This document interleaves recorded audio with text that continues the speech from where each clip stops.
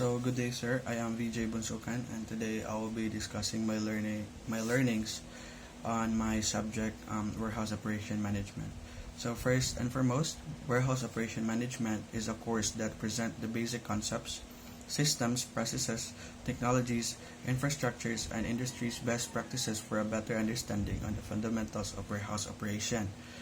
The course seeks to support the learners in expanding their knowledge on efficient warehouse management, optimization, and logistics science, which are relevant as a practitioner in the field of custom administration.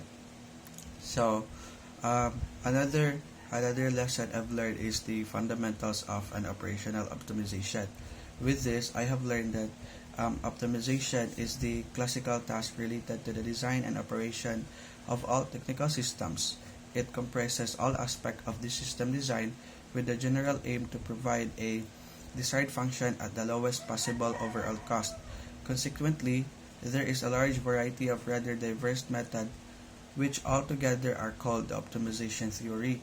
And also, optimization has goals um, to first is to consistent load of the operating means and staff. Second is avoidance of unnecessary idle times. Third is reduction of empty conveyor trips. Fourth is the minimization of order lead times, and last but not the least is the observance of given order time slots. And the next lesson I've learned is the basic characteristics of according to classification. So there are five. So the first one is the number of different articles. The second one is the article dimensions and weights. The third one is the quantity of each article. The fourth one is required storage or the retrieval performance or throughput. On the fifth one is the space requirements, and the last but not the least, the sixth one is the retrieval behavior and the strategies. So also I've learned that there are two groups of transport system. By the way, it is the conveyor and the transporters. Conveyor, it work continuously and are in most cases stationary. They have a high transport performance measured in items, time, or time units, and generate a continuous or quasi-continuous transport flow. They offer various possibilities for different routings and the permanent readiness to take up or transfer articles. The next one is the transporters. These are single devices which transport single or a few goods from a source to target while traveling with the goods. This process is called working cycle. Depending on the construction type, any point along a line in an area or room can be approached. Then I've also learned the basic automation. So automation does not always make sense since manual solutions may be more simple or economical. Also, automation is the independent performance of processes by means of suitable technical means. So there are two different automation methods: the open loop control and the closed loop control. So the open loop control implies an open function where incoming target variables are inserted into the control line, into the control and process. So the closed loop control describe a closed function where the status variable of a process are inserted directly at the beginning of the control and compared with the target variables to minimize, for example, disturbance disturbance variables.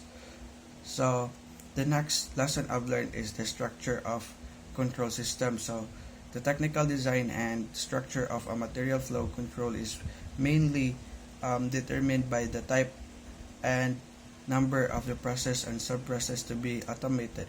It may either be centralized or decentralized. So centralized control system, all control functions are performed one by control and all sensors and actuators of the operating means are directly connected to this control.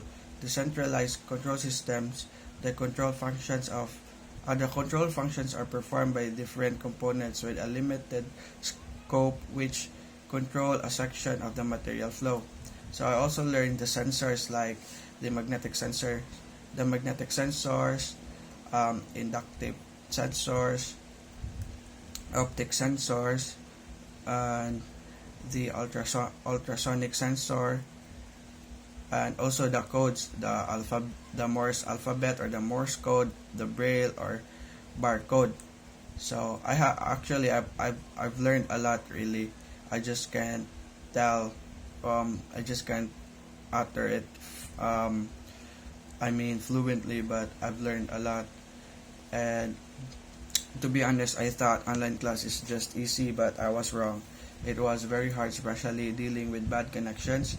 But even though it's hard, it is part of the process. I didn't regret on taking online class because I learned a lot. I swear I learned a lot. And also I would like to give credits to my teacher, especially Sir Sherwin, for being so considerate and kind to his students.